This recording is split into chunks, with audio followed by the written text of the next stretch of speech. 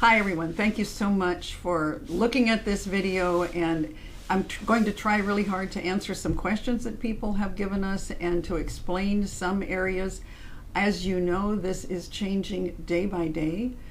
We get new information from the governor or from the federal government or whatever, and so we're trying to keep up. I will try to do one of these videos if the North Beach Now folks are willing to do that. We'll do one every time there are enough changes, and I think perhaps weekly. I will also be doing KOSW 11 o'clock every Thursday for the duration and talking about what's going on and what we're doing and what our response is. So I hope that helps everyone feel a little better about what we're doing and what's happening, and you know, trying to get that information. So I want to start off with some questions, and the first one I have is curfew. People are asking, why did we put a curfew in? Some people even rather rudely saying, what are you trying to do? You know, that's pretty fancy and this sort of thing. The reality is we're going to have an enormous number of businesses that are closed. There are already homes that are unoccupied, people who can't get down and hopefully won't come down, weekend homes. So we want to limit the number of people on the streets during certain hours so that we can kind of monitor that, and it helps us. It's a big burden for the city, and we're going to do our best, but with fewer people on the streets, it makes a difference for us, and you would probably be amazed at how many people are on the streets during those hours. So curfew. Hotels. I did put an order in place yesterday that the hotels would close 3 o'clock on Friday. I did get some blowback on that from hotels, and I understand that people have put their life savings into having a hotel. Like any other business, people are really invested in those things, and I am really, really sorry that we have to do this. But I do think that our lives depend on us doing the best that we can, and I think this is the time to close those folks down. I thought that the governor's order would do that. It stopped short of that in the minds of some of the hotels, so I thought that it was time for us to do that locally, and I think that that will happen in a lot of places where hotels are not urgently needed. If for instance, the governor calls out the National Guard or something like that, and they need to be housed someplace, there are agreements with the hotels that they will house people, so that will happen. Now, some people have asked about people who are living in hotels as month-to-month renters, and they can stay in those hotels that are allowed to do month-to-month rentals. Certainly we don't want people being kicked out. So we put in the order that those people could stay. So they're in good shape. So we're trying to, do each piece of this and make sure that we are accounting for certain things. Now, one of the things that I put in this last order was that purveyors of food who are, doing deliveries or takeouts had certain hours. I have taken that off and signed off on taking those hours off. Apparently there are some who their biggest time of the day is 7 in the morning or 6 or something like that, when they're handing out coffee and donuts or whatever. So we'll keep modifying these things until we get them just perfect and that they work for us. We're not trying to hurt any businesses any further than they have already been hurt. Okay, I think that takes care of hotels. Police department. Someone asked if the police department will be checking on the businesses, and yes, of course they will be, but we cannot be the sole ones taking care of the businesses. There's too many of them, so we have indicated to them that they should have some sort of on-site security, and many of them do. So I think that we've covered that base. We'll do what we can, but we also have a lot of citizens out there that we're trying really hard to work with. Another question was about our EMTs and our paramedics and how is that working and are any of them sick? And the answer is it's working well and none of them are sick. So I'm really relieved that nobody has contracted the COVID-19 virus. They did transport the one unit or one person who has tested positive in this county, and that remains the way it was. There's still just that one person.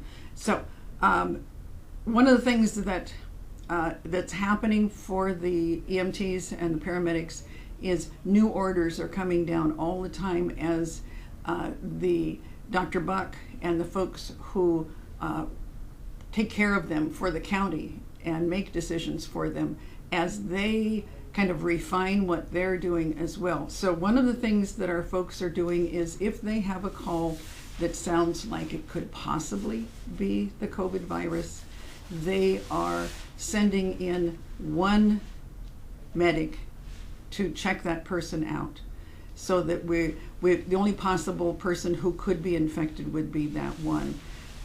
If it's something else, and you can't always tell from the call exactly what's happening, if it's something else, they're pretty sure, and they need to transport that person, of course they will do that.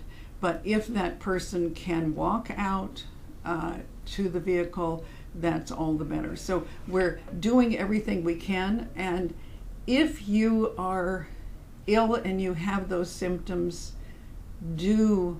if you feel seriously ill, do call. If you feel somewhat ill, call anyway, and just make sure that you are satisfied that you're getting the best care you can or the best advice. And in many cases it will just be advice, and it will be stay in your home if you're not seriously ill. Calling your doctor and finding out will be helpful. I know that our doctors are not seeing patients if they can possibly avoid it. They are doing phone diagnostics and helping us that way, and it's actually working pretty well, because a lot of what we need is just information from our doctors. So we're satisfied so far with that process, and our doctors are a little further away, so that works for us. Okay, tourists. Because we had a clam dig last weekend that was not canceled until late Thursday afternoon, I believe it was, a lot of people decided to come anyway. So we had a lot of people in town last weekend. Others were simply escaping what they thought was the humdrum of being home, or perhaps illnesses that they were fearful of getting or whatever. That's not acceptable for us. Over the weekend, I drafted a document. Starting Friday, I drafted a document to close the hotels, to close the beach approaches, to do everything we could to make ourselves as unattractive to tourism as possible. And then got word on Monday that the governor was going to speak that evening. So I waited to see what he had to say, and it was not clear to me. I thought he was shutting down hotels, but it wasn't absolutely clear apparently to everyone.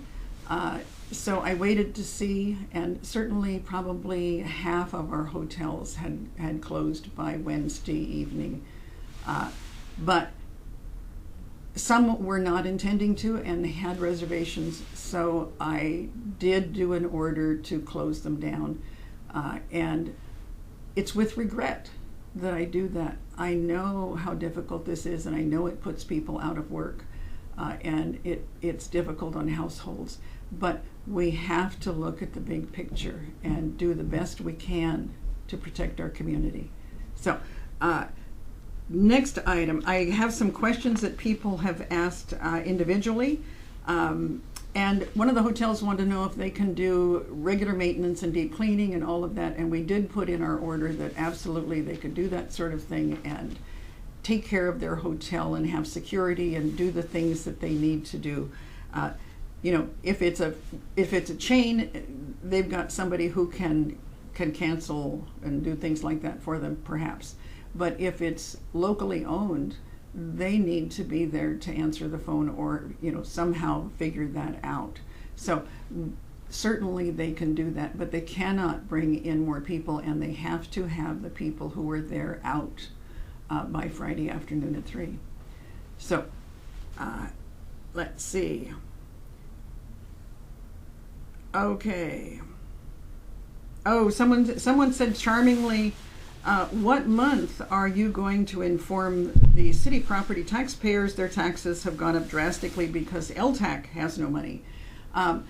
We are doing our very best to continue on. I don't anticipate having a tax raise. We had funds at the beginning of the year that were not committed, in addition to our regular 1.5 million that we have in reserve. So we will have funds enough, I believe, to see us through this. If it comes back again in the fall, you know, these are difficulties, and we'll just have to deal with them. But I think that we're in pretty good shape. We felt pretty good about it, and the council certainly did. We've been very modest in what we're doing. So we're very concerned about not raising anything. And you'll notice that a lot of industries that we're going to put in rate raises have withdrawn those for the duration of this problem. So we have to really try to understand what people are going through and make sure that we don't add additional burden to that. So we're doing our best to do that. Let's see. Oh, why did I remove from the website email addresses? And was it just because we all thought we were too good to get emails? Sorry about that, but we were getting a lot of these companies that have robos that go through and skim out all the emails and then send you trash emails. And they do it so cleverly that they're not caught in our system. So they come to us and they waste our time, and you do that across a number of people, and it's really a problem. So we put on the page with the web, you know, phone numbers and that sort of thing, how to figure out people's email address. And here are the names down below. So your first initial, like mine is C, and my last name, Dingler, D-I-N-G-L-E-R, so it's C-D-I-N-G-L-E-R, and then the @ sign and osgov.com. So we are all in the system, except for Keitha, who is Keitha at osgov.com. We're all the same. So if you need to get hold of us, you can certainly do that. Let's see. One of the things on the beaches, DNR has closed Damon Point. That I know is a blow to a lot of people, because it's a wonderful place to get out and kind of quiet and nice. And I noticed that a fair number of people were using that, and you can space out. Well, you can space yourselves apart, put it that way, there. And we have no control over DNR. They have shut down themselves. They also put up signs in the dunes, and I was not aware that they had any rights whatsoever to put up signs in the dunes, that you can't go into the dunes. So we're checking that out, and we'll see what we can find out. But from our point of view, we did talk to the governor's office and to state parks, who we share the beaches with, and they have not closed the beaches. We have simply closed them to vehicle traffic. So if you want to walk down one of the regular entrance areas and get to the beach while we figure out what we're going to do about the DNR signs, you're very welcome to do that. Again, you know, keep your social distancing in place and enjoy yourself. We don't want to close down the beaches if we can help that. This weekend, starting I believe yesterday, the Quinault are having a Quinault clam dig, and they are doing this, I believe, through Sunday. It was not something that we were aware of when we put in the closures of the beach approaches, and I understand that there are some Quinault who have gotten out there and had difficulty getting back in, but I don't think the county was aware of it either when they put their beach approach closures in all the way up. So I apologize to the Quinault that if we're making life difficult for people out there, and some are even getting stuck in the sand, which is unfortunate. They have every right to have a dig, and I wish them well with it. We probably all just need to communicate a little better. It wasn't something we were aware that they were doing, and they weren't aware of what we were doing, so our goals clashed a little bit. So anyway, just to be aware that they will be out there. They are legal to do this. They can do this anytime, so that's their right. Let's see. Will the post office be closed? I'm not the federal government. I can't close the post office or keep it open, but I would certainly think that it's going to be open. I know that a lot of people are depending on ordering things by phone or by internet and getting them either through the post office or through delivery services. So that's really important to all of us and to people across the nation. And I understand the delivery service folks are hoping to hire a lot of people. Then again, there's announcement that they have viruses in some of their places, that people have shown up with viruses. So they're struggling just like the rest of us. But the warning is to be careful of the packaging, the outside packaging, and make sure that you either leave it sit for a little bit, a certain amount of time, and that's on the television how to do that. I think King 5 has lots of information on it.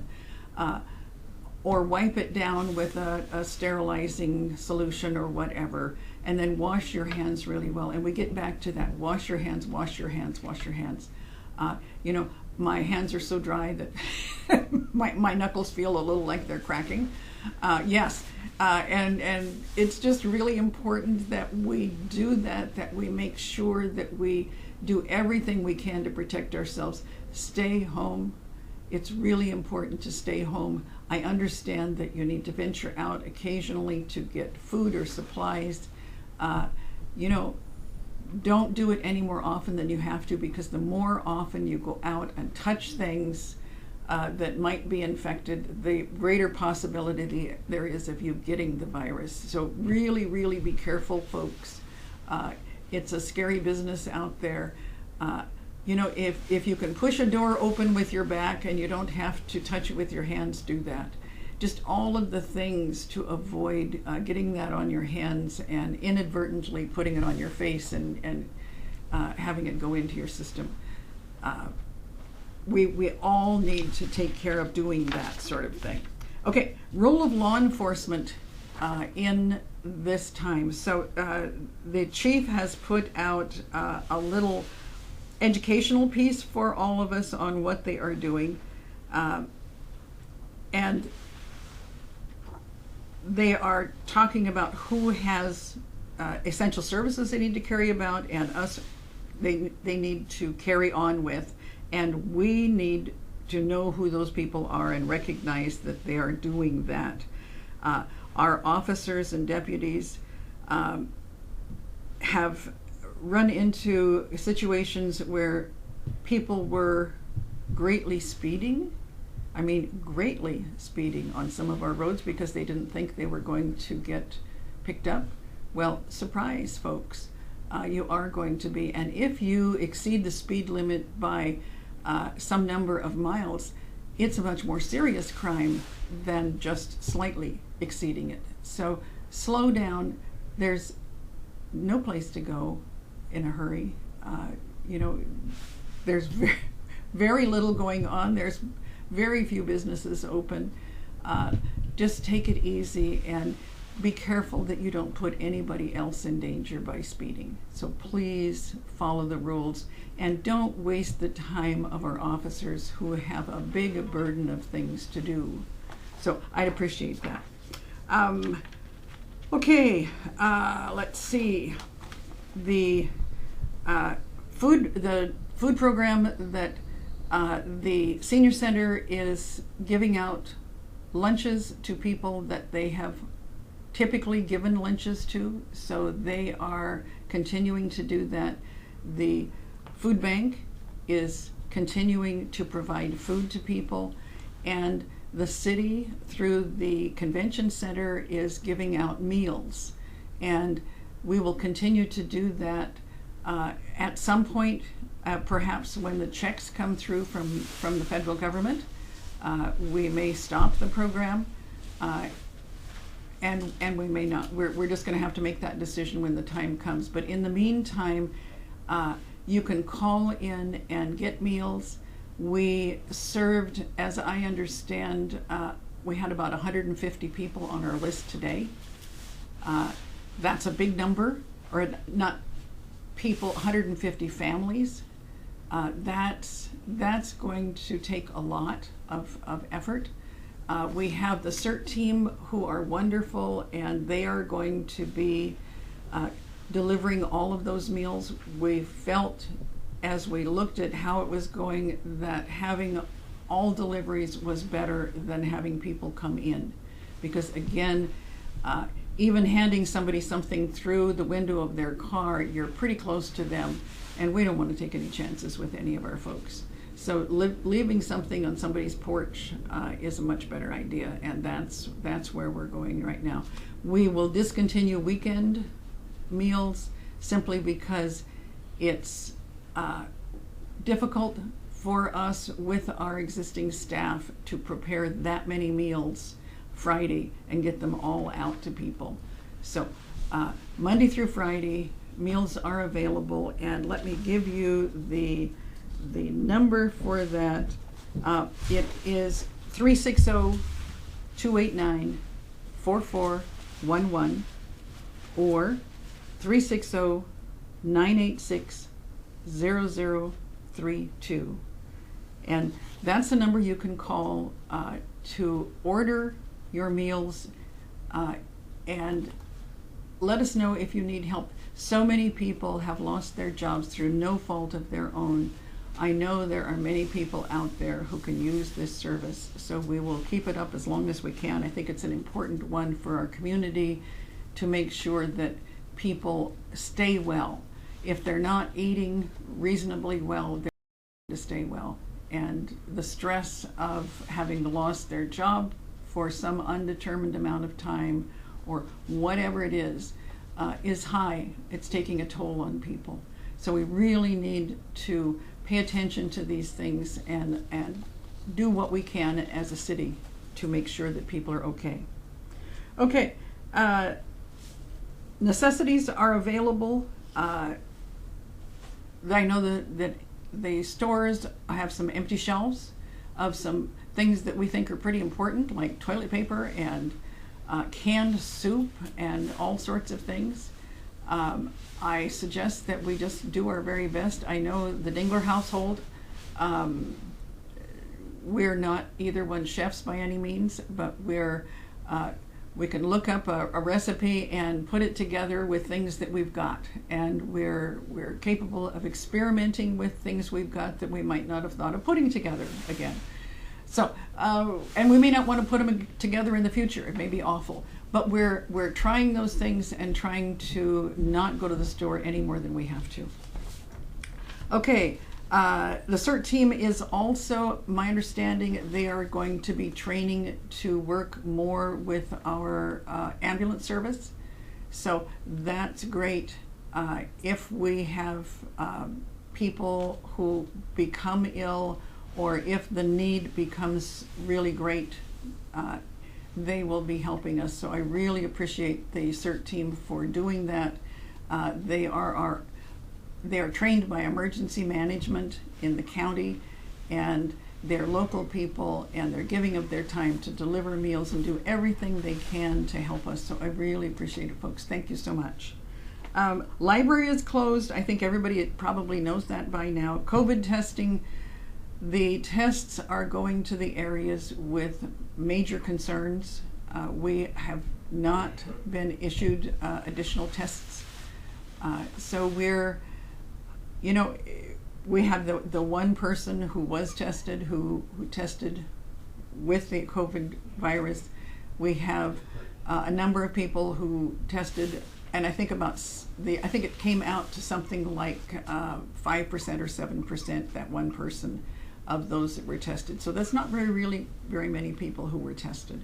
But I understand that the tests are just not very available, and some areas are really in deep trouble. So we need to be patient.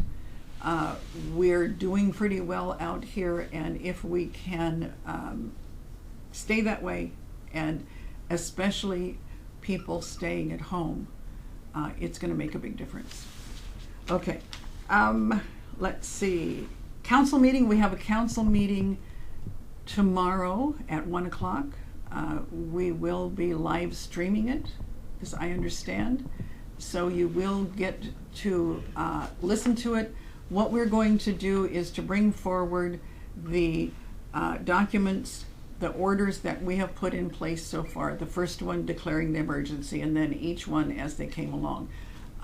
And we will review those with council, and they will either approve them or suggest changes to them or whatever.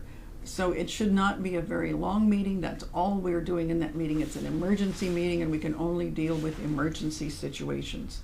So doing a virtual meeting this will be our first real time to do that.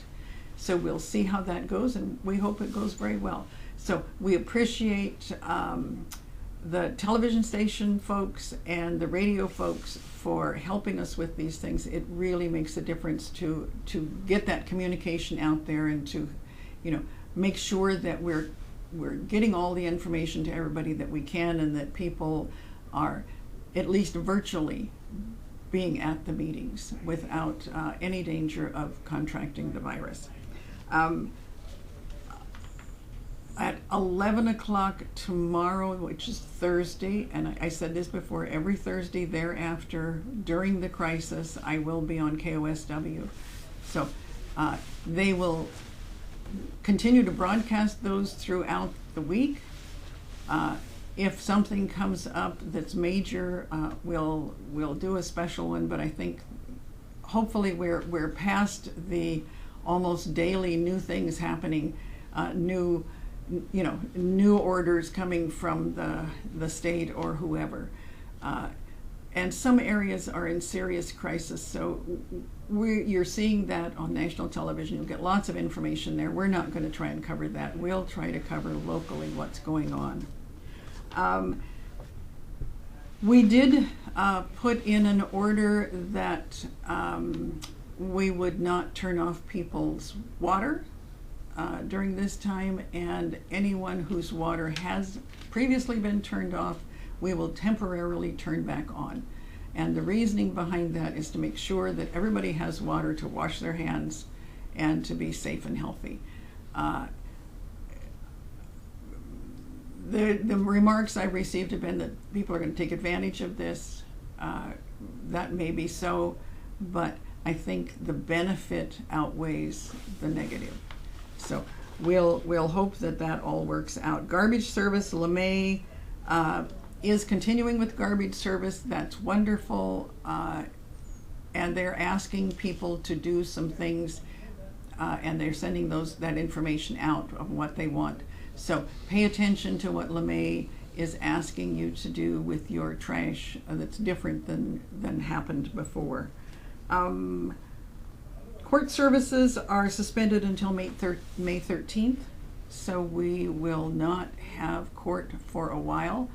All of the city offices are closed to the public, and someone asked me why after the permit office was open to start with and just letting one person in at a time, why we closed them down. And the idea, yes, they were able to keep their distance, and yes, they were one at a time, but you have a series of people coming into an office and you increase the chance of contracting the virus, and we don't want to do that to our folks. So we said no, nobody needs to come in. Everybody can do what they need to do by phone. I understand that there is something new from the governor, perhaps, that talks about construction, and we'll be looking at that. So far, we have interpreted the rule that construction continues. There are people awaiting their homes being built. There are homes that are partway through, and it doesn't do them any good to sit there half constructed. So we'll update you on that as we find information out from the governor's office. Okay.